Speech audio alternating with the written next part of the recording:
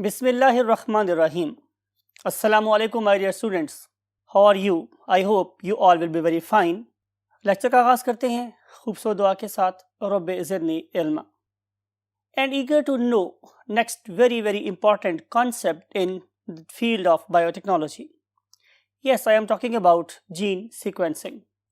देखते हैं gene sequencing क्या होती है, कैसे की जाती है, कब डिस्कवर हुई और आखिर हम जीन सीक्वेंसिंग करना क्यों चाहते हैं. इन सारी बातों को अंडरस्टैंड करने के लिए let's move to the white board. Yes my dears, हम बात कर रहे हैं चैप्टर नंबर 23 के लेक्चर नंबर 8 की. Topic of discussion is gene sequencing. तो सबसे पहले हम बनाएंगे इसकी डेफिनेशन. तो डेफिनेशन क्या है माय डियर स्टूडेंट्स कि it is x Vivo, it is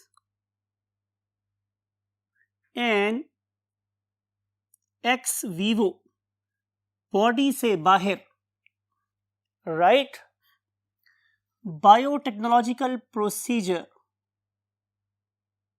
biotechnological procedure that is used to know what arrangement of nucleotides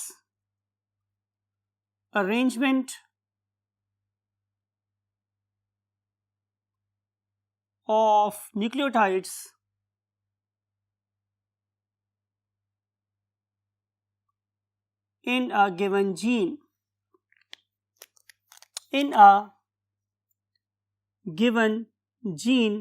is called as gene sequencing. right. आप लोगों के पास जीनोम में thousands and thousands of genes हो सकती हैं. right. हमने उस पर्टिकुलर जीन के अंदर न्यूक्लियोटाइड की तरतीब को देखना है कि कौन सा न्यूक्लियोटाइड कहाँ पे अरेंज होता है. You know my dear students कि हमारा डीएनए सिर्फ 4 न्यूक्लियोटाइड से मिलकर बना हुआ है. Adenine, guanine, cytosine and thymine. हमें देखना है कि हमारे किसी पर्टिकुलर जीन में एडेनिन कहाँ है, वही बात है गुआनिन कहाँ है, साइटोसिन कहाँ है, थाइमिन कहाँ लगा हुआ है. बिकॉज कि अगर मैं इन पर्टिकुलर सीक्वेंसेस की तरतीब को गलत कर दूं तो आपको पता है कि हमारी बनने वाली प्रोटीन या हमारा बनने वाला एंजाइम क्या हो जाता है, डिस्टॉर्ट हो जाता है और फिर वो अपना फंक्शन परफॉर्म नहीं कर सकता. तो अगर हम कोई प्रोटीन बनाना चाहते हैं, कोई एंजाइम सिंथेसाइज करना चाहते हैं, तो फिर हमें राइट पोजीशन पे राइट क्या चाहिए, न्यूक्लियोटाइड, तभी हम उस पर्टिकुलर जीन से इफेक्टिवली कोई काम ले सकते हैं. So it is a basic essence of knowing the word gene sequence. Discovery कब हुई माय डियर स्टूडेंट्स? 1970 की बात है. 1900 ज़्यादा पुरानी बात नहीं है. 1970 की बात है कि जब हम लोगों ने जीन सीक्वेंसिंग के लिए क्या किए, 2 मेथड्स डिस्कवर कर लिए. 2 मेथड्स ऑलमोस्ट ओवरलैपिंग का पीरियड था. तो ये 2 मेथड्स कौन कौन से हैं, इनमें आखिर नया क्या था, ये अभी हम डिस्कस करेंगे. माय डियर स्टूडेंट्स, आपको ये बात पता है कि बहुत पहले से, यानी कि जेम्स डब्ल्यू वॉटसन और क्रिक से भी पहले हमारे जो बायोकेमिस्ट थे वो इस बात का अंदाजा कर चुके थे कि हमारे पास बेसिकली 4 नाइट्रोजनस बेसेस हैं, एडेनिन एंड गुआनिन, राइट, और cytosine and thymine. You know very well these 2 nitrogenous bases, they are larger in size and these 2 nitrogenous bases are smaller in size. Right? These are called as purines and these are called as pyrimidines. ये सारी बातें मैंने इसलिए की हैं ताकि आपको याद करवाऊं कि वॉटसन और क्रिक अपने मॉडल तक पहुंचने में इसीलिए कामयाब हुए थे कि उन्हें इस बात का अंदाजा था कि हमारे डीएनए के अंदर एडेनिन और गुआनिन की कॉन्सेंट्रेशन हमेशा साइटोसिन और थाइमिन की कॉन्सेंट्रेशन के बराबर होती है. यानी कि हमें एडेनिन की परसेंटेज, गुआनिन की परसेंटेज, साइटोसिन की परसेंटेज और थाइमिन की परसेंटेज तो पहले से पता थी. Then what was the new क्या था हमारे पास इस पर्टिकुलर मेथड में? जैसे मैंने पहले अर्ज की आप लोगों से कि नई चीज ये थी कि हमें सिर्फ ये नहीं पहचानना था कि इसमें एडेनिन कितनी है या ग्वानिन कितनी है, साइटोसिन कितनी है, थाइमिन कितनी है। हमें जानना ये था कि एडेनिन हमारे न्यूक्लियोटाइड के सीक्वेंस में कहाँ मौजूद है। It was the new achievement. Guanine कहाँ कहाँ मौजूद है हमारे सीक्वेंस में, साइटोसिन कहाँ कहाँ मौजूद है, थाइमिन कहाँ कहाँ मौजूद है। इस चीज को अनलॉक करना, इसको फाइंड करना, ये basically it was the new thing, it was the new achievement, right. सवाल ये है कि हम लोगों ने ये वाला काम कैसे किया, हाउ दे डिड इट। तो इसका आंसर मेरे पास ये है कि इस पर्पस के लिए सबसे पहले दुनिया के चंद नहीं बल्कि बहुत से ज़हीन लोग आपस में मिले और उन्होंने ये कहा कि हमें सबसे पहले एक टेम्पलेट डीएनए सिंथेसाइज करना चाहिए। तो जो सबसे पहला काम ये था वो ये था कि उन्होंने एक आर्टिफिशियल डीएनए नोन सीक्वेंस का अपनी लैब में सिंथेसाइज किया। तो पहला काम ये था, फर्स्ट स्टेप वाज टू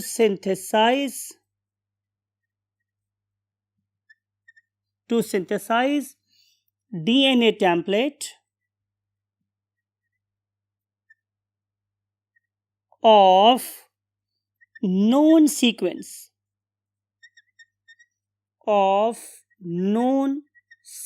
भाई जिसका मैं सीक्वेंस पहले से पता है, जाहिर है मैं उसी के सीक्वेंस को ट्राई कर सकता हूँ, टेस्ट कर सकता हूँ। तो इस पर्पस के लिए ये जो एक पॉइंट है कि नॉन सीक्वेंस के डीएनए को यूज़ किया गया और इसी को ये बार बार यूज़ किया गया। आप में से कोई बच्चा बता सकता है कि अगर मैंने इस पर्टिकुलर डीएनए को बार बार यूज़ करना हो तो फिर इस पर्टिकुलर डीएनए की सिंथेसिस किस वजह से हो सकती है? बिल्कुल ठीक, आप कहेंगे सर चूंकि हम लोगों ने इसकी सीक्वेंस को कंजर्व रखना है और इसकी हमने बहुत सारी कॉपीज बनानी है, क्योंकि मैं इसे बाबा यूज करना चाह रहा हूं, तो उस पर्पस के लिए मुझे करना पड़ेगा पीसीआर। तो जाहिर है हमने सेम टेम्पलेट या सेम डीएनए की मल्टीपल कॉपीज कैसे बनाई? Definitely using PCR. Using what? PCR. आपको याद है कि हमने लास्ट आर्टिकल से पहले वाले आर्टिकल में पीसीआर को बहुत डिटेल से सीखा था कि उसमें हम क्या क्या डालते हैं और उसका वर्किंग प्रिंसिपल क्या होता है।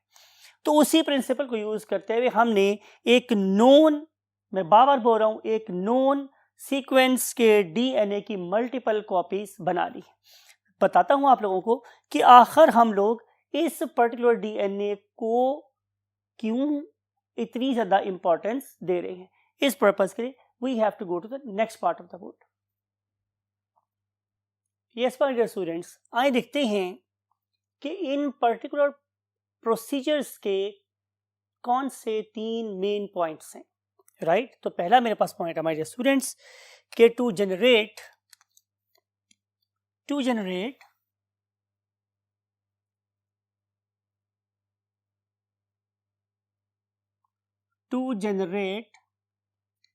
पीसेस ऑफ डीएनए हमने बेसिकली मुख्तलिफ लेंथ्स के पीसेस बनाने हैं डीएनए के, राइट। ये इंपॉर्टेंट बात है, ये पहला कॉन्सेप्ट है कि हमने डीएनए के मुख्तलिफ लेंथ्स के पीसेस बनाने। लेकिन इनके बारे में जो सबसे अहम बात है वो ये है कि इनको स्टार्ट होना चाहिए, they should start from same point, उन्हें एक ही पॉइंट से शुरू होना चाहिए। ये एक बहुत ही इंपॉर्टेंट बात है, इसीलिए मैं इसको अंडरलाइन भी कर रहा हूं और यहां पे स्टार भी लगा रहा हूं। And then they should end at different points, and at different points, right. तो ये भी एक बहुत ही ज्यादा इंपॉर्टेंट बात है, लिहाजा इसको भी मैं अंडरलाइन कर रहा हूं और इसको भी स्टार लगा रहा हूं। अगर ये मेरे पास चीजें ऑब्टेन नहीं होंगी तो डेफिनेटली मैं कभी सीक्वेंस करने के काबिल नहीं होऊंगा।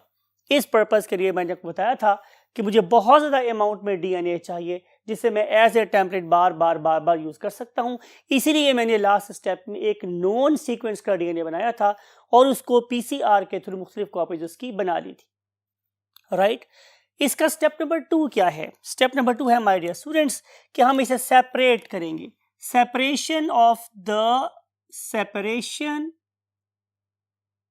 ऑफ द डीएनए फ्रेगमेंट्स, जो हमने अभी बनाए हैं डीएनए फ्रेगमेंट्स, उनको हम क्या करेंगे, उनको हम सेपरेट करेंगे। आप में से कौन बताएगा कि अगर मैं डीएनए के डिफरेंट फ्रेगमेंट लेंथ्स को सेपरेट करना चाहता हूं तो what is the most appropriate method? Excellent, gel electrophoresis. यानी कि जब मैं ये डिफरेंट लेंथ्स के डीएनए क्रिएट कर लूंगा तो फिर मैं उनको जेल इलेक्ट्रोफोरेसिस में डालूंगा और उसके जरिए से हम लोग क्या करेंगे, आपको याद है हमने ये बोला था कि हम उसको एक वेल में लोड करते हैं और उसके बाद में करंट लगाते हैं। डीएनए पे नेगेटिव चार्ज है, उसको हम नेगेटिव टर्मिनल पे ही लोड करते हैं, वहां से उसे क्या मिल रहा होता है, पुश, और अपोजिट साइड पे मेरे पास टर्मिनल होता है पॉजिटिव साइड के जो उसे पुल करता है, और एज अ रिजल्ट जो डीएनए के फ्रेगमेंट्स होती हैं डिफरेंट लेंथ्स के एक दूसरे से सेपरेट होते चले जाते हैं। और last but not the least वो क्या है मेरे पास my dear students? Yes, reading, last reading of the sequence. तो ये काम हम करेंगे और उसके रिजल्ट में हमारे पास इंशाल्लाह जीन सीक्वेंस ऑब्टेन हो जाएगा। अब ये जो पहला स्टेप है कि मैं डिफरेंट लेंथ्स के डीएनए के फ्रेगमेंट्स को बना लूं, इसके मेरे पास दो वेज हैं। यानी कि हम स्टेप 1 को दो तरीके से कर सकते हैं, लेकिन ये जो स्टेप नंबर 2 और 3 है ये दोनों में सेम है। यानी कि दोनों केसेस में हम लोगों को डीएनए को सेपरेट करना है, डीएनए को रीड करना है, लेकिन पीसेस ऑफ डीएनए बनाने के लिए मेरे पास स्टेप 1 में दो वेज हैं। पहला वे मेरे पास क्या कहलाता है? Frederick Sanger's method. Frederick Sanger's method, right. और उसी इरा में ऑलमोस्ट 1970s के दौर में ही there was another scientist who was doing independently another you can say technique, और वो साइंटिस्ट का नाम मेरे पास क्या था? Maxam Gilbert. Maxam Gilbert. तो इन दो साइंटिस्ट ने दो डिफरेंट अप्रोचेस यूज करके डीएनए के डिफरेंट फ्रेगमेंट लेंथ्स बना ली। Let's see Frederick Sanger's method first. हम सबसे पहले इसको इस्तेमाल करें। इसका मेथड की जो अप्रोच थी it was very simple, however very smart. It was involving less steps and generating more powerful results. Therefore we are using Sanger's method more frequently nowadays. आइए देखते हैं कि फ्रेडरिक सांगर ने कौन सा मेथड इस्तेमाल किया to create the DNA of different lengths. Look at this my dear students. इसको अंडरस्टैंड करने के लिए आपका फोकस, मैं दोबारा बोल रहा हूं कि फ्रेडरिक सांगर के मेथड को अंडरस्टैंड करने के लिए आपका प्रायर नॉलेज होना बहुत जरूरी है। कौन सा नॉलेज? प्रायर, पहले से आपके पास सही नॉलेज होना जरूरी है। What was the pentose sugar? तो यू विल से कि सर अगर तो डीएनए होगा तो उसमें डीऑक्सीराइबोज शुगर होगी, और अगर आरएनए हुआ तो राइबोज शुगर होगी। कॉमन सेंस, बिल्कुल ठीक आपने कहा है। तो ऐसा करते हैं कि आप लोगों के लिए हम लोग राइबोज शुगर को ड्रॉ करते हैं। You know this is carbon number 1, this is carbon number 2, carbon number 3, carbon number 4, and then there is a bridge between carbon number 1 and carbon number 4. There is a bridge, you know very well. और यहाँ पे फिर मेरे पास क्या जाती है carbon number 5 that is protruding out of the plane of the surface paper. अब ये जो मेरे पास कार्बन नंबर 2 है, यहाँ पे क्या प्रेजेंट होता है? H and OH। और कार्बन नंबर 3 पे क्या प्रेजेंट होता है? यहाँ पर भी प्रेजेंट होता है H और OH। H और OH। कौन बताएगा बच्चा आप में से कि ये मैंने कौन सी राइबोज बनाई है, ये मैंने कौन सी पेंटोज बनाई है माय डियर स्टूडेंट्स? तो आप फोन बोलेंगे कि सर ये राइबोज शुगर है, बिकॉज एक कार्बन नंबर 2 पर भी OH प्रेजेंट है और कार्बन नंबर 3 पर भी OH प्रेजेंट है। जब दोनों जगह OH प्रेजेंट हो तो हम इसे बोलेंगे कि it is a ribose sugar. It is basically a ribose sugar. लेकिन क्या करूं अगर मैं इसके कार्बन नंबर 2 से, ये कार्बन नंबर 1 है, ये 2 है, कार्बन नंबर 2 से अगर मैं वो रिमूव कर दूं, निकाल दूं, तो ये बन जाएगी deoxyribose sugar, because I have eliminated 1 oxygen from here. इसका नाम कहलाएगा मेरे पास deoxy, now it's name is deoxyribose sugar. लेकिन अब आप क्या करें कि आप जरा इस डायग्राम को अब देखिए, ये बहुत इंपॉर्टेंट टर्निंग पॉइंट है, या समझ लें कि इस मेथड की रूह है। अगर आपने इस पर्टिकुलर स्टेप को लूज कर दिया तो आपको इस कंसेप्ट की कभी समझ नहीं आएगी। देयरफॉर मैंने आपको सबसे पहले राइबोज बनाकर दिखाया, और जब उसमें से मैंने एक ऑक्सीजन निकाल दी तो ये बन गई डीऑक्सीराइबोज शुगर। आपको याद है कि कार्बन नंबर 2 के ऊपर प्रेजेंट ऑक्सीजन डिटरमाइन करती है कि इस पर्टिकुलर शुगर ने आरएनए में इस्तेमाल होना है या डीएनए में इस्तेमाल होना है। लेकिन दोनों केसेस में कार्बन नंबर 3 के ऊपर प्रेजेंट OH कभी गायब नहीं होता। कार्बन नंबर 3 पर प्रेजेंट OH कभी गायब नहीं होता। Can anybody give me the reason? Excellent. इसका आंसर ये है कि कार्बन नंबर 3 ही तो वो पॉइंट है कि जहां पे हमने चेन को इलोंगेट करना है। अगर मैं चेन को इलोंगेट करना चाहता हूं तो कार्बन नंबर 3 पे OH का प्रेजेंट रहना बहुत जरूरी है।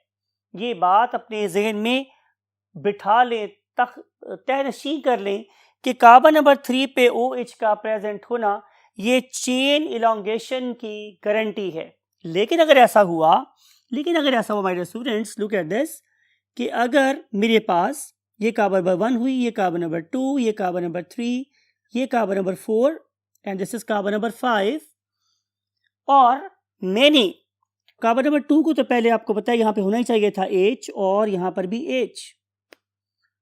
कार्बन नंबर 3 जो मेरे पास थी, you know it is carbon number 1, it is carbon number 2, it is carbon number 3, मैं कार्बन 3 की बात कर रहा हूं कि कार्बन नंबर 3 पर यहां पे होना चाहिए था H और यहां पे होना चाहिए था OH, राइट। अगर तो ये है तो ये क्या कहलाएगी? एक नॉर्मल डीऑक्सीराइबोज शुगर। लेकिन अगर मैंने कार्बन नंबर 3 से भी O रिमूव कर दिया, something like it, look at this, अब इसका नाम क्या हो गया? डाईडीऑक्सी। डाईडीऑक्सी का नाम क्यों है माय डियर स्टूडेंट्स? बिकॉज कि अब मैंने दो जगहों से ऑक्सीजन को रिमूव कर दिया है।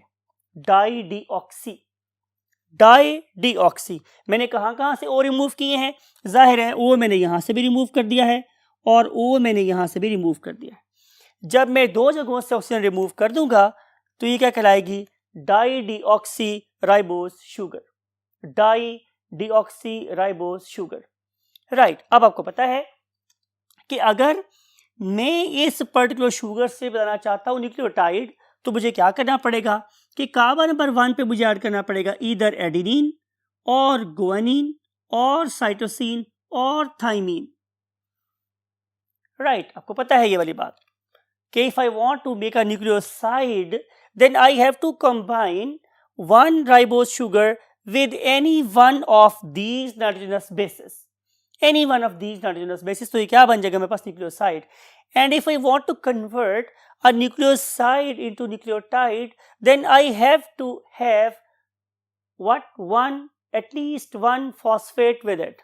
तो मैं इसी कार्बन नंबर 5 पे अटैच कर दूंगा क्या?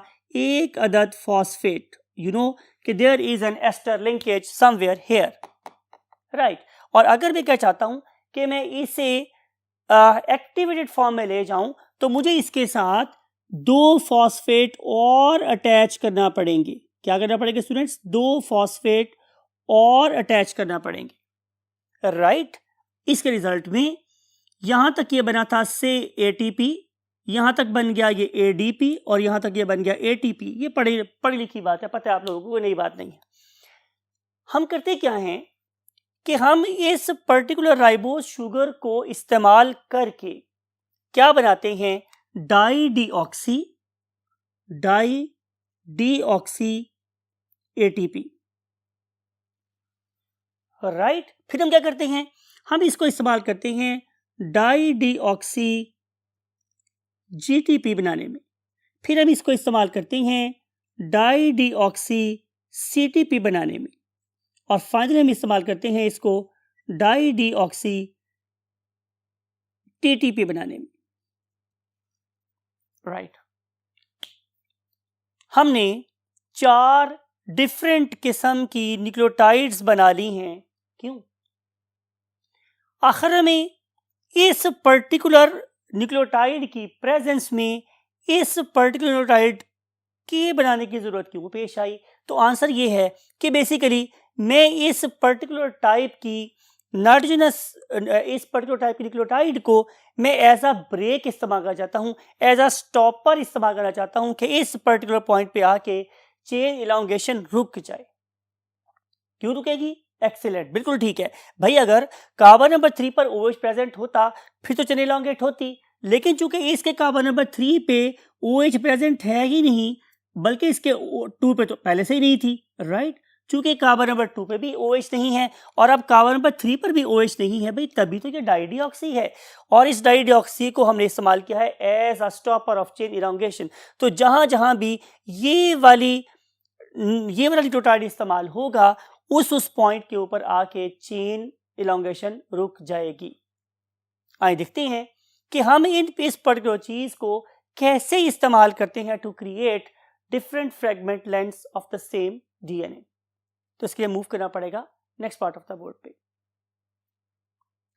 यस माय डियर स्टूडेंट्स, बात हुई थी आप लोगों के साथ कि अगेन हमारा जो सहारा है वो एक बहुत ही यूनिक किस्म की चीज है, उसका नाम क्या है? पीसीआर। तो अब भी हम लोग क्या करेंगे कि हम पीसीआर को इस्तेमाल करेंगे, पीसीआर। और आपको याद है कि जब हम पीसीआर की बात करते हैं तो हमें क्या क्या चाहिए होता है? बिल्कुल ठीक, हमें चाहिए है टेम्पलेट डीएनए। हमें चाहिए है क्या? एक टेम्पलेट डीएनए। और आपको याद है कि मैंने बोला था कि अगर मैं एक डीएनए का सीक्वेंस फाइल करना चाहता हूं तो उस पर्टिकुलर डीएनए को बिल्कुल सेम होना चाहिए। और मैं क्या करूंगा कि मैं इसी टेम्पलेट डीएनए को इस ट्यूब में भी डालूंगा, इस ट्यूब में भी डालूंगा, इसमें भी डालूंगा और इसमें भी डालूंगा। पता है मेरी बात कि मैं इतना ज़्यादा डीएनए इसमें क्यों डालने में कामयाब हूं?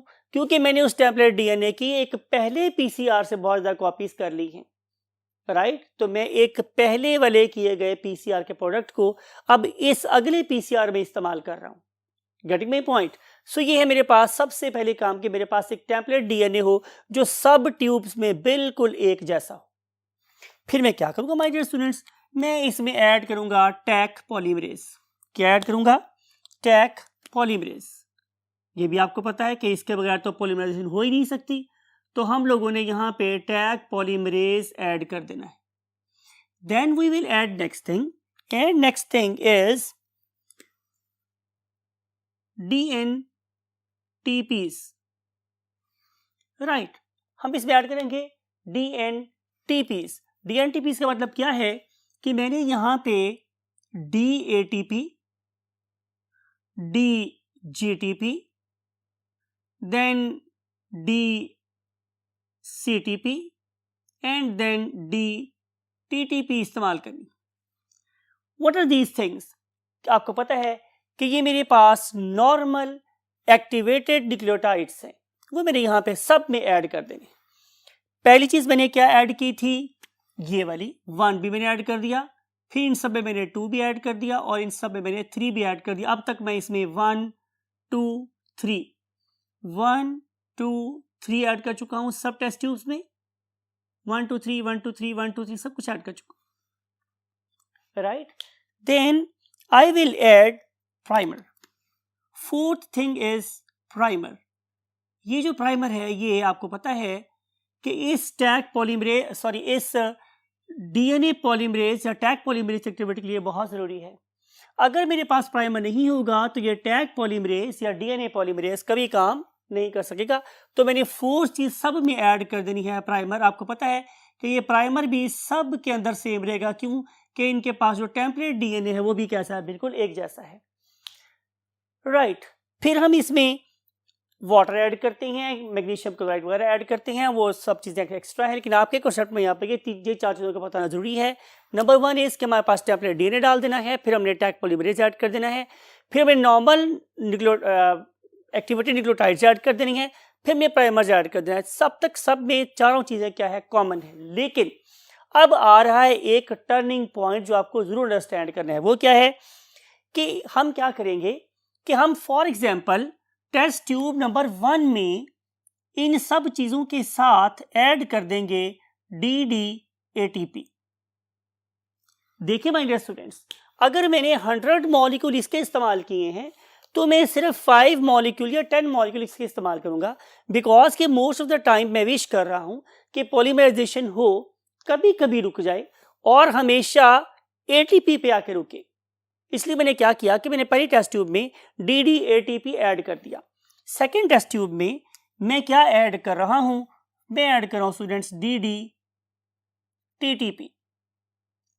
थर्ड टेस्ट ट्यूब में मैं ऐड कर रहा हूं DDCTP, राइट। और आस में मैं ऐड कर रहा हूं फॉर एग्जाम्पल DDGTP। तो मैंने मुख्तलिफ टेस्ट ट्यूब्स में एक एक डाई डीऑक्सीग्लूटाइड ऐड कर दी जो रिएक्शन को इस पॉइंट पे स्टॉप करवाएगी। जहां A आएगा वहां रुक जाएगा, यहाँ पे जहां T आएगा वो रुक जाएगा, जहां पे C आएगा वो रुक जाएगा और जहां पे G आएगा वो रुक जाएगा। ये बात आपको समझ आ गई? ये इंपॉर्टेंट बात है, यानी कि मैं इसको ये इस्तेमाल कर रहा हूं as a application of break, as a break point, कि जहां पे मैं सिंथेसिस को फर्दर रोक दूं, राइट। तो क्या होगा भाई स्टूडेंट्स के यहाँ पे ये सारी की सारी चीजें पॉलीमराइजेशन करती रहेंगी जब तक कि ये वाली स्पेसिफिक डाइडिऑक्सीग्लूटाइड नहीं आ जाता। जो ही आएगा तो प्रोसेस स्टॉप हो जाएगा, राइट। फिर हम क्या करेंगे कि हम इसके मैकेनिज्म को अंडरस्टैंड करते हैं कि बेसिकली यहाँ पे होगा क्या। उसके लिए we have to jump to this segment of the board. हमने किया क्या माय डियर स्टूडेंट्स, आप लोगों के सामने लिख के रखा हुआ है एक ही सीक्वेंस किसके अंदर, इन डिफरेंट स्ट्रैंड्स के अंदर। Look at this, it is conserved. मैंने हर जगह सेम सीक्वेंस को अप्लाई किया हुआ है, ATG, TCA, GTC and CAG। आप कहीं भी चेक करें ATG, TCA, GTC और GAC, जो बता रहा है कि template DNA was the same. फिर क्या होगा माय डियर स्टूडेंट्स कि इसके ऊपर आके बाइंड हो जाएगा क्या, मेरा primer. Look at this, primer ये हमने ऐड किया था, प्राइमर इज हियर। और आपको पता है कि जब प्राइमर यहाँ पे प्रेजेंट होगा तो यहाँ पे आके बाइंड कर सकता है DNA पॉलीमरेज, और अब DNA पॉलीमरेज क्या कर सकता है, चेन इलॉन्गेशन। आपको पता है कि मैंने इसमें क्या ऐड किया हुआ था, ATP, कौन सा वाला, डाइडिऑक्सी। ऐसा करते हैं कि हम इस पर्टिकुलर ट्यूब में होने वाले रिएक्शन को अंडरस्टैंड करते हैं। क्या होगा, G के सामने आ जाएगा my dear students C, G के सामने आ जाएगा C, A के सामने आ जाएगा T। क्या ख्याल है, अब क्या आएगा C के सामने, एक्सीलेंट, G आ जाएगा। C के सामने क्या आ जाएगा, G। लेकिन अब T के सामने आना है A, T के सामने क्या आना है, A। फर्ज करते हैं कि इस पर्टिकुलर केस में जो T था वो इस्तेमाल हो गया, सॉरी A इस्तेमाल हो गया, कौन सा वाला, DDATP, राइट। अगर यहां पर ये अगर इस्तेमाल हुआ यहाँ पे हमारे स्टूडेंट्स ये वाला DDATP, तो रिएक्शन इस चेन के लिए यहाँ पे ही रुक जाएगा, इसकी फर्दर इलॉन्गेशन नहीं होगी, बिकॉज कि यहाँ पे DDATP इस्तेमाल हो गया है। लेकिन इसी पर्टिकुलर टेस्ट ट्यूब में एक और स्ट्रैंड के साथ क्या हो रहा है, लुक एट दिस, कि यहाँ पे G के सामने ज़ाहिर है C आया, A के सामने T आया, C के सामने G, C के सामने G। फर्ज कर लेते हैं चूंकि इसकी कॉन्सेंट्रेशन बहुत कम है, मैंने बताया था कि अगर मैं 100 मॉलिक्यूल इसका यूज़ कर रहा हूँ तो सिर्फ 5 मॉलिक्यूल मैं इसका यूज़ कर रहा हूँ। फर्ज कर लेते हैं कि इस दफ़ा इस पर्टिकुलर T के सामने एक नॉर्मल क्या आ गया, ATP, तो जहाँ पे नॉर्मल चलता रहेगा A ही चलेगा, G के सामने C ही चलेगा, A के सामने T ही होगा और G के सामने फिर G ही होगा। लेकिन अब क्या हुआ कि इस मर्तबा इस पर्टिकुलर T के सामने आ गया ये रेड वाला A, दिस वाला, दिस थिंग, राइट। तो जाहिर चेन यहाँ पे इलॉन्गेट होना बंद हो जाएगी। तो रिजल्ट क्या होगा मेरे पास कि इस पर्टिकुलर लेंथ, इस पर्टिकुलर न्यूली सिंथेसाइज्ड DNA की जो लेंथ होगी वो इतनी होगी, राइट। और अगले जो लेंथ, अगर जो फ्रेगमेंट बनेगा उसकी लेंथ जाहिर है उससे ज्यादा होगी। अगर फॉर एग्जांपल मैं थर्ड टाइम टेस्ट करूंगा तो ऐसा होगा फॉर एग्जांपल कि अब ये यहाँ पे जाके रुकेगा, तो ये सारी की सारी चीजें कैसी होंगी, नॉर्मल, सारी की सारी कॉपी कैसी होगी स्टूडेंट्स, नॉर्मल। लेकिन अब A फॉर एग्जांपल आके यहाँ पे रुक गया है, तो डेफिनेटली ये वाली लेंथ सबसे लंबी होगी, ये वाली लेंथ उससे छोटी होगी और ये वाली लेंथ सबसे ज्यादा छोटी होगी। इसका मतलब ये हुआ कि अगर मैं इन पर्टिकुलर डीएनए की कॉपी करना चाहता हूं वेरिएबल लेंथ्स की, तो उन्हें एक ही पॉइंट से स्टार्ट होना चाहिए। इसलिए आप प्रीवियस बोर्ड का पहला पॉइंट दोबारा से समझें कि क्यों हम लोगों ने एक ही टेम्पलेट इस्तेमाल किया और क्यों हम चाहते थे कि वो एक ही पॉइंट से उनकी एप्लीकेशन का प्रोसेस स्टार्ट हो जाए। ठीक है, अब मेरे पास डिफरेंट किस्म के फ्रेगमेंट लेंथ्स बन गए हैं, लेकिन आपको मैंने समझानी है एक बहुत ही ज़्यादा इंपॉर्टेंट बात। वो क्या है? माय डियर स्टूडेंट्स, अगर मैंने यहाँ पर DD-ATP इस्तेमाल किया है तो क्या होगा कि ये वाली ट्यूब मुझे किसका पता देगी? आपको पता है ना कि हमारे डीएनए की जब कॉपी होती है तो हमेशा कॉम्प्लीमेंट्री बेसिस आती हैं। तो इस पर्टिकुलर ट्यूब में ए मुझे बेसिकली टी की पोजीशन का पता दे रहा है कि भाई मैं खुद तो एटीपी हूं, लेकिन मैंने किससे बाइंड होना था? टी के साथ। तो ये ए टी को बता रहा है, ये वाला ए भी टी को बता रहा है, ये वाला रुका हुआ ए भी बेसिकली टी को बता रहा है। Getting my point? तो आप ये मत समझे कि अगर मैंने यहाँ पे एटीपी डाला है तो मुझे ए का पता दे रहा है। जहां जहां मैंने DD-ATP लगाया है बेसिकली वो मुझे किसका पता दे रहा है? टी का पता दे रहा है। अगली टेस्ट ट्यूब में देखते हैं क्या हो रहा है। Look at this. अब आपने यहाँ पे क्या ऐड किया हुआ है? DD-TTP ऐड किया हुआ है। तो जब मैं DD-TTP ऐड करूंगा तो क्या होगा मेरे स्टूडेंट्स? देखते हैं यहाँ पे। सबसे पहले वही मेरे पास टेम्पलेट डीएनए है और ये आके अटैच हो गया मेरे पास क्या? प्राइमर्स। ठीक है, तो प्राइमर्स क्या करेंगे? ज़ाहिर है कॉपिंग स्टार्ट करेंगे। यहाँ पे आके अटैच हो जाएगा अगेन हमारा प्राइमर पॉलीमरेज, डीएनए पॉलीमरेज और सिंपली टैग पॉलीमरेज। यह करेगा कि ये जी के सामने सी को लगाएगा, ए के सामने अब इससे टी लगाना है। तो मुमकिन है क्या हो कि पहले ही मर्तबा इसके पास आ जाए कौन सा? डाईडिऑक्सी टीटीपी। अगर पहली ही मर्तबा डाईडिऑक्सी टीटीपी यहाँ पर आ गया तो चेन यहीं पे आके रुक जाएगी, मीन पहले ही ए के सामने। अगर ऐसा ना हुआ तो दूसरे केस में क्या हो सकता है कि अब ये वाली चेन चलती रहे। जी दूसरा केस है। दूसरे वाले केस में जी के सामने सी आता रहे, ए के सामने टी आता रहे, सी के सामने जी आता रहे, सी के सामने जी आता रहे। तो ऐसा पॉसिबल है कि अगर ये मर्तबा फिर इस टी के सामने क्या आ जाए? यही वाला ए, तो चेन अब यहाँ पे आके रुक जाएगी। अब देखें कि इस पर्टिकुलर चेन की लेंथ कितनी है? सिर्फ इतनी। और इस पर्टिकुलर चेन की लेंथ कितनी है? ज़ाहिर है इतनी ज़्यादा बड़ी है हमारे पास लेंथ। अगले केस में देखते हैं फिर क्या होगा। एक और चेन, एक और स्टार्ट हुआ। ये जी के सामने सी आ गया, ए के सामने फॉर एग्जांपल टी आ गया, फिर इसके सामने जी आ गया, इसके सामने जी आ गया, यहाँ पर ए आ गया नॉर्मल वाला, राइट, फिर सी आया और यहाँ पे सी मेरे पास टी आ गया नॉर्मल वाला। और ये चेन जो थी वो चलती रही और इसके सामने जी आ गया, इसके सामने ए आ गया, इसके सामने टी आ गया और इसके सामने ए आ गया और अब चेन जाके रुकी अब इसके सामने, राइट, यहाँ पे कहीं आके रुक गई। नाउ इमेजिन कि इसकी चेन लेंथ कितनी हो गई? सारे तो बहुत बड़ी चेन लेंथ हो गई। इसका मतलब ये होगा कि ये एट रैंडम है, ये एट रैंडम है कि किस वक्त ये वाली DD-TTP इस चेन को रोक दे। मुमकिन है यही प्रोसेस चलता रहे 10 दफा, 11वीं दफा ये वाला प्रोसेस स्टार्ट हो जाए। आपको पता है साइकिल्स लगाए थे, तो मुमकिन है पहली दफा ये हो जाए, 10वीं दफा ये वाला प्रोसेस हो जाए, 22वीं दफा ये वाला प्रोसेस हो जाए। साइकिल चल रहे हैं मेरे पास। तो ये डिफरेंट पॉलीमराइजेशन के प्रोसेस में डिफरेंट पॉइंट्स में इस्तेमाल होती है डाईडिऑक्सी और वो पॉलीमराइजेशन के प्रोसेस को रोक के डिफरेंट लेंथ्स के डीएनए फ्रेगमेंट्स बना देती। तो ये थी सबसे इंपॉर्टेंट अंडरस्टैंडिंग कि how this particular dideoxy basically stop the process of you can say replication. जब प्रोसेस ऑफ रेप्लिकेशन रुक जाएगा, जब भी प्रोसेस ऑफ रेप्लिकेशन रुक जाएगा तो जाहिर है इस पर्टिकुलर चीज ने अपनी कॉम्प्लीमेंट्री बेस की प्रेजेंस को शो करना है। ये एक और इंपॉर्टेंट टिप है आपके पास। ठीक है, अब देखते हैं कि इसने तो बना के दे दिए हमें मुख्तलिफ fragment lengths of the DNA. अब हम देखते हैं कि मैक्सम गैल्बर्ट साहब ने क्या किया और उन्होंने क्या प्रोसेस इस्तेमाल किया। Look at this. अब हम बात कर रहे हैं मैक्सम गैल्बर्ट मेथड की। अब जो मैक्सम गैल्बर्ट मेथड है उसके अंदर जैसे मैंने बोला था ये ज़्यादा कॉम्प्लिकेटेड है, ज़्यादा इन्वॉल्व है इसके अंदर रिडक्टिविटी, इसलिए हम आमतौर पर इसको इस्तेमाल नहीं करते। तो सबसे पहला काम मैं बता रहा हूँ आप लोगों को वो ये है कि मैक्सम गैल्बर्ट ने सबसे पहले एक रेडियो एक्टिव लेबल इस्तेमाल किया। क्या इस्तेमाल किया स्टूडेंट्स? रेडियो एक्टिव लेबल इस्तेमाल किया।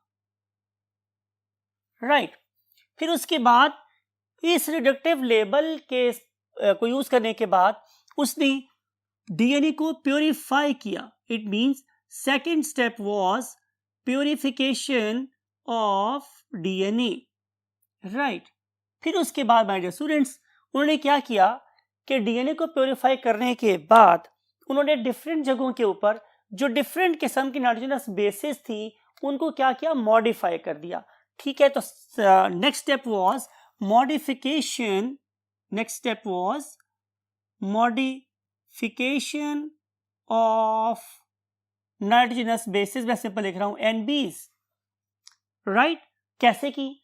फॉर एग्जाम्पल कि अगर आप लोग बात कर रहे हैं प्यूरिन की, आपको पता है प्यूरिन्स क्या होती हैं, large nitrogenous bases, for example A and G. जब उन्होंने उसको मॉडिफाई करना होता था तो वो इस्तेमाल करते थे क्या, फॉर्मिक एसिड। क्या इस्तेमाल करते थे? Formic acid. तो फॉर्मिक एसिड उसको क्या करता था, मॉडिफाई कर देता था। और जब हमने इस्तेमाल करनी थी क्या, पिरिमिडीन्स, तो पिरिमिडीन्स के लिए आपको पता ना क्या थी पिरिमिडीन्स, पिरिमिडीन्स और डाइन्स whatever you want to say, वो इस्तेमाल करते थे हाइड्राजीन। क्या इस्तेमाल करते थे? Hydrazine, right. इसकी वजह से जो डीएनए था वो मॉडिफाई होने की वजह से क्या, डिफरेंट जगहों से कमजोर हो जाता था, राइट। बिकॉज कि नॉर्मल पोजीशन पे नॉर्मल नाइट्रोजनस बेस ही डीएनए की स्ट्रेंथ की जामिन है, लेकिन जब मैं उस पर्टिकुलर नाइट्रोजनस बेस को मॉडिफाई कर देता हूं ईदर यूजिंग फॉर्मिक एसिड और हाइड्रोजीन, तो वो पर्टिकुलर डीएनए उन मॉडिफाइड बेसिस की जगह से कमजोर हो जाता था। तो फिर हम क्या करते थे, हम उसको तोड़ते थे, काटते थे। कैसे? हम उसे क्लीव करते थे, डीएनए की cleaving of DNA using hot पिपराडाइन,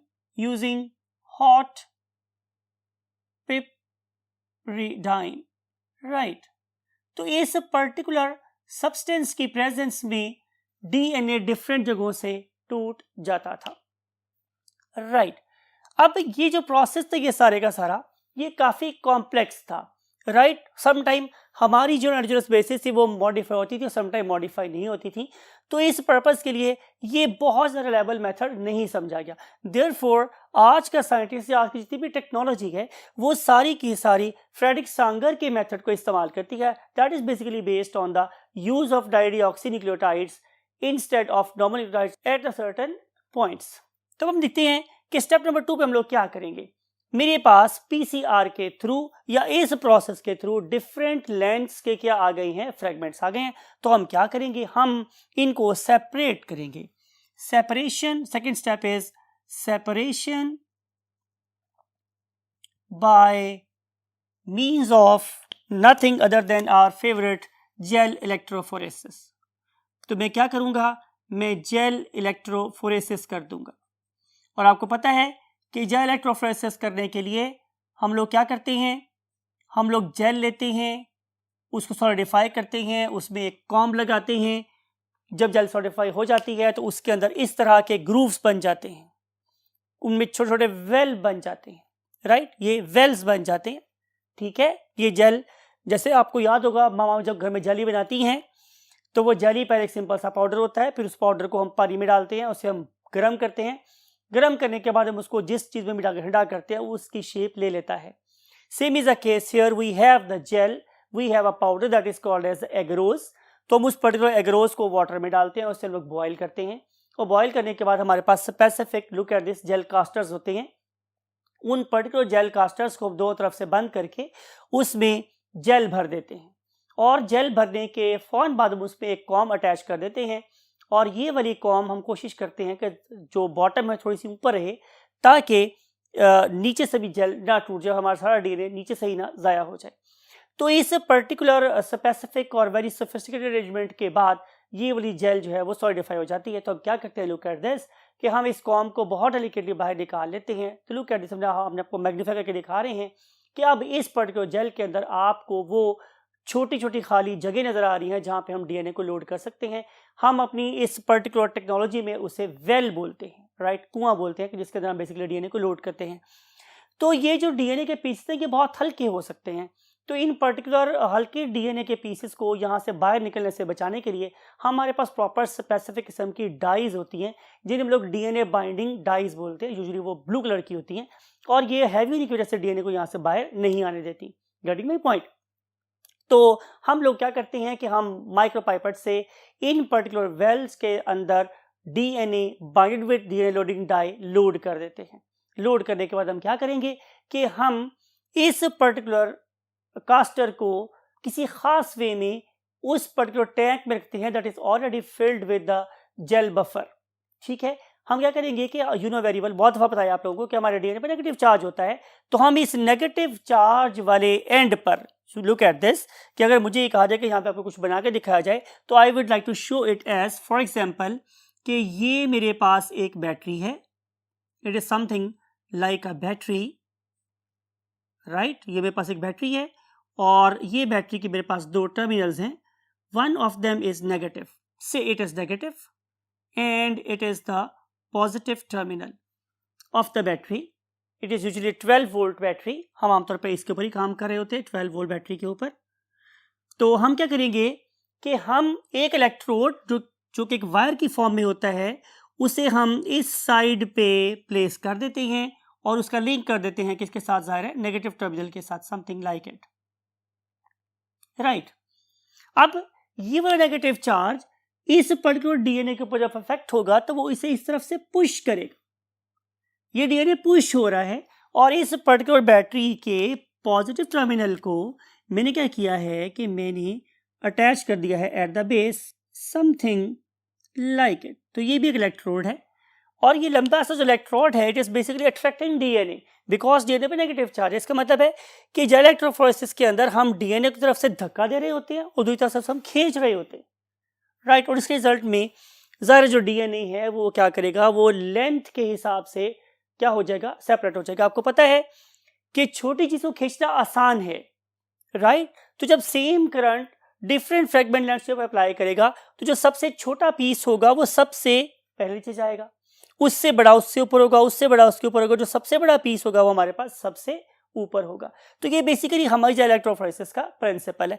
तो जब हमने जेल इलेक्ट्रोफोरेसिस की अपने वाले डीएनए की जो हमने शुरू में लिखा था आप लोगों के साथ, तो मुझे ये पता चला कि ये डायग्राम, ये शक्ल बन गई मेरे पास जेल इलेक्ट्रोफोरेसिस की। आपको पता है कि ये जो डीएनए है ये मुझे चमकता हुआ नजर आता है बिकॉज कि हमने इस पर्टिकुलर डीएनए को विजिबल बनाने के लिए इसके साथ एक फ्लोरेसेंट डाई बाइंड की होती है, that is called as ethidium bromide. अगर मैं यहाँ पे इथिडियम ब्रोमाइड बाइंड ना करूं तो डीएनए मुझे विजिबल नहीं होगा। इसका मतलब ये है कि जो चीज़ हम देख रहे होते हैं बेसिकली फ्लोरेसेंट जो हमें बैंड नजर आ रहा होता है वो बेसिकली डीएनए नहीं होता, वो डीएनए के साथ बाइंडेड इथिडियम ब्रोमाइड होती है। Getting my point? तो ये फ्लोरेसेंट मेरे पास यू कैन से एरियाज जो हैं ये डिपिक्ट कर रहे हैं कि यहाँ पे डीएनए प्रेजेंट है, राइट। अब हम क्या करेंगे कि ये सारे काम करने के बाद हम आ जाते हैं स्टेप नंबर 3 पे। वो क्या है कि आपने इस पर्टिकुलर जेल को बाद में ले जाना है किसके ऊपर, एक जेल डॉक पे। Gel doc is basically an apparatus that is going to take the pictures of your gels whatever आप रिसर्च करते हो। तो रिसर्च करने के बाद आपके पास जेल आ जाती है, उस जेल को आप उठाते हो, उठाने के बाद एक जेल डॉक्यूमेंट्री apparatus होता है उसमें आप डाल देते हो और उसके बाद आप लोगों को उसकी तस्वीर मिल जाती है। तो अब आप लोग उस पर्टिकुलर तस्वीर के ऊपर काम कर सकते हो। इमेजिन कर लो कि ये वो तस्वीर है जो मेरे पास आ गई और अब मैं उसको आपको पढ़ना सिखा रहा हूँ, राइट। तो हम देखते हैं कि हम इसे रीड कैसे करते हैं। तो उसका आंसर ये है माय डियर स्टूडेंट्स कि हम सबसे पहले देखते हैं कि हमने इन पर्टिकुलर वेल्स में हमने क्या क्या ऐड किया हुआ। तो यहाँ पे मैंने जो ट्यूब ऐड की थी it was basically showing me presence of A. इसका मतलब है मैंने यहाँ पे टी वाले ट्यूब के इंग्रेडिएंट्स ऐड किए हुए हैं। तो आपने याद रखना है ये वाली कि ये मुझे जो ए बता रही है बेसिकली वो मैंने टी ऐड की थी और जहाँ मुझे प्रेजेंस ऑफ टी का पता चल रहा है डेफिनेटली वहाँ पे मैंने ट्यूब ए वाली ऐड की थी। और जो मुझे सी के बारे में बता रही है वहाँ पे बेसिकली मैंने D D G T P add की थी, D D G T P add की हुई थी, राइट। और जो मुझे जी के बारे में बता रही है वहाँ पे मैंने basically D D C T P add किया हुआ था। I think it is very much clear now. तो ये पर्टिकुलर ट्यूब्स मुझे अपनी ऑपोजिट कॉम्प्लीमेंट्री बेस की प्रेजेंस के बारे में बता रही हैं। ये बात मैंने बहुत दफ़ा आपको रीइंफोर्स कर दी है बार बार। नाउ लुक एट दिस कि हम इस पर्टिकुलर डायग्राम को रीड कैसे करते हैं। शुरू से लेके हम ऐसे ही काम करते रहे जब तक कि हमारे पास ऑटोमेटेड मशीन्स नहीं आ गई थी। आइए देखते हैं इसको कैसे रीड करते हैं। मैंने आपको बताया सबसे छोटा बेस पर होगा, तो सबसे पहला न्यूक्लियोटाइड भी वही होगा जो सबसे छोटे साइज के ऊपर प्रेजेंट होगा। तो लुक एट दिस, जब मैंने स्टडी करना शुरू किया तो सबसे पहले लुक एट दिस, सबसे पहली मेरी मुलाकात किससे हुई? इस पर्टिकुलर बैंड के साथ। तो look at this, what is the name of this particular column? इस कॉलम का नाम है मेरे पास ए। तो मैं क्या करूंगा कि मैं यहाँ पे सबसे पहले ए लिख दूंगा, right. Then we will move up, अब ऊपर मूव करेंगे। तो मेरी मुलाकात अब किससे हो रही है? देखिए इस कॉलम में कुछ नहीं है, इसमें भी कुछ नहीं है, इसमें भी कुछ नहीं है, सिर्फ और सिर्फ मेरे पास टी वाले कॉलम में एक बैंड आया हुआ है, तो मैं यहाँ पे टी लिख दूंगा। नेक्स्ट जब मैं इसे मूव करता हूँ अपवर्ड, तो फिर मेरी मुलाकात किससे हो रही है? इस बैंड से। ये किस खाने में है? जी के खाने में, right. Next I would see the T, next I would see the C, right. और अब मेरे पास क्या आ गया my dear students? A. Then I would see the G, then I will find T, then I will see the C. तो इस तरीके से हम इनको रीड करते चले जाते हैं और इसका सीक्वेंस लिखते चले जाते हैं। Hence we really decode the code of nature. और इस तरीके से हमें पता चल जाता है कि बेसिकली तरतीब क्या है न्यूक्लियोटाइड्स की इन अ गिवन सीक्वेंस। आपको बात समझ आ रही है? अब हम देखते ये हैं कि क्या आज भी हम इसी पर्टिकुलर मेथड को ऐसे ही इस्तेमाल करें? तो आंसर इज नो। आज हमारे पास बहुत अच्छी जदीद मशीन्स आ गई हैं जो ऑटोमेटेड वे में हमें जीन सीक्वेंसिंग करके दे रही होती हैं। उसके लिए हम करते क्या हैं? Mechanism of principle is the same mechanism है। हम सारा पीसीआर वैसे ही लगाते हैं और सारा पीसीआर लगाने के बाद सिर्फ और सिर्फ हम ये करते हैं कि हम पीसीआर के लिए जो डिफरेंट किस्म की डाइज होती हैं वो एक ही ट्यूब में डाल देते हैं और उसको बजाय कि हम 4 डिफरेंट वेल्स में डालें, हम उसे एक ही वेल में ऐड कर देते हैं। लेकिन चूंकि गुआनिन का कलर कुछ और है, साइटोसिन के साथ जो फ्लोरोसेंट डाई वो कलर की है, एडेनिन की डाई और कलर की है, थाइमिन की डाई किसी और कलर की है, तो हमने काम करते क्या है कि उसको एक ही वेल में लोड करने के बाद क्या करते हैं, यहाँ पे इस वेल के बहुत पास ही हमने उस फ्लोरेसेंट डाई का डिटेक्टर रख देते हैं। तो सबसे पहले जो डाई निकल के जो एलिमेंट निकल के भागेगा जा रहा है वो सबसे छोटे साइज का होगा, उसे खास कलर होगा। जो ही वो यहाँ से पास होगा वो कलर हम नोट कर लेंगे और पीछे निकल गया है उसका प्रिंटर, तो हम उस पर्टिकुलर प्रिंटर के साथ उसको नोट कर लेंगे। ये आप लोगों के पास एक इमेज है जो आपको दिखा रहा है कि कैसे डिफरेंट किस्म की कलर डाइज हमारे डीएनए सीक्वेंस को बनाती हैं, राइट। तो ये है हमारे पास आज की लेटेस्ट टेक्नोलॉजी। तो इस लेटेस्ट टेक्नोलॉजी के थ्रू आज हम बहुत ज़्यादा खपते नहीं हैं, हमारे पास स्केल्स यूज नहीं करने पड़ते because we have certain detectors that can detect the presence of specific dyes and we have got the printers जो फौरन हमें प्रिंट निकाल के भी दे देते हैं। इस सारी सोफिस्टिकेटेड टेक्नोलॉजी से हमने अचीव क्या किया है उसको अंडरस्टैंड करने के लिए हम अपने इस बोर्ड के लास्ट कॉलम में मूव करते हैं और देखते हैं कि वहां क्या क्या है। Look at this my dear students, हमने इस पर्टिकुलर टेक्नोलॉजी को यूज करके अपनी बहुत सी स्पीशीज के ऑर्गेनिजम्स के जीन सीक्वेंसेस फाइंड किए हैं। For example we have used viruses, हमने बहुत से वायरसेस के जीन सीक्वेंसेस फाइंड कर लिए हैं। क्यों किए हैं कि हम बाद में डिस्कस करेंगे, लेकिन बहुत से वायरसेस के DNA sequences are known to us now. Similarly we have analysed the sequences of different useful bacteria. For example आपको पता है कि हमारे लिए इकोलाई एक बहुत ही मशहूर चीज़ है, हम उससे बहुत ज़्यादा रिसर्च करते हैं, तो हमने उस पर्टिकुलर बैक्टीरिया के सीक्वेंसेस को ऑल टुगेदर अनलॉक कर लिया है। Then another very important organism that we use the research of the you can say biotechnology, वो कहता है यैक, यीस्ट आर्टिफिशियल क्रोमोसोम। आपको याद होगा, तो हमने यीस्ट के सीक्वेंसेस भी क्या कर लिए हैं, ऑब्टेन कर लिए हैं। फिर हमने बात को यहाँ नहीं रोका बल्कि हमने प्लांट की बॉडी से ऑब्टेन होने वाले क्लोरोप्लास्ट को भी सीक्वेंस कर लिया। इससे मिलता जुलता एक ऑर्गेनल प्लांट बॉडी में भी था, उसका नाम क्या था, माइटोकॉन्ड्रिया। तो हमने एनिमल्स के माइटोकॉन्ड्रिया के डीएनए को भी सीक्वेंस कर लिया। देन पूरी जेनेटिक्स में हम एक ऑर्गेनिज्म पे बहुत ज़्यादा रिसर्च करते रहे हैं, क्रॉस करते रहे हैं। That was nothing other then Drosophila melanogaster. तो हमने ड्रोसोफिला मेलानोगास्टर को भी सीक्वेंस कर लिया, पूरा सीक्वेंस कर लिया। फिर हमारे पास एक मॉडल प्लांट है, उस पर्टिकुलर मॉडल प्लांट को हम नाम देते हैं अरेबिडोप्सिस, राइट। इसको हमने यूज किया। हमने डिफरेंट किस्म की माउस लेके उनको सीक्वेंस कर लिया, हमने ह्यूमन को लेके सीक्वेंस कर लिया, और फाइनली हम लोगों ने उनको क्यों छोड़ा जो हमारे दुश्मन हैं, तो हम लोगों ने ह्यूमन पैथोजेंस को भी लेकर सीक्वेंस कर लिया, राइट। तो हम लोगों ने डिफरेंट किस्म के ऑर्गेनिजम्स को सीक्वेंस इसलिए किया ताकि हम देखें कि अगर मैं इस ऑर्गेनिज्म की पैथोजेनेसिटी को ब्रेक करना चाहता हूं तो मुझे क्या करना पड़ेगा। अगर मेरे पास एक वायरस है, मैं साइकिल ब्रेक करना चाहता हूं तो उसके लिए हमें क्या क्या पापड़ बेलने पड़ेंगे। सिमिलरली अगर मैं प्लांट में कोई मॉडिफिकेशन करना चाहता हूं, मैं उसकी यील्ड बढ़ाना चाह रहा हूं, तो मुझे क्या करना पड़ेगा, ब्ला ब्ला ब्ला। इस तरह की बहुत सारी चीज़ें हम कर सकते हैं और करते रहते हैं और करते रहेंगे for the welfare of human beings. मैं हमेशा आपसे ये कहता हूँ कि आप जो भी इल्म हासिल करें, आप कोशिश ये करें कि उससे इंसानियत का भला करने का सोचें, इस दुआ के साथ कि आप इस सारे इल्म को इंसान के फ़ायदे के लिए इस्तेमाल कर सकते हो। I want a pray for you कि आप अपने वालिदैन का बहुत ख्याल रखने में कामयाब हों, और जब कभी भी दुआ करें हमें भी दुआ याद रखिएगा। आई वॉन्ट टू से यू अल्लाह हाफ़िज़।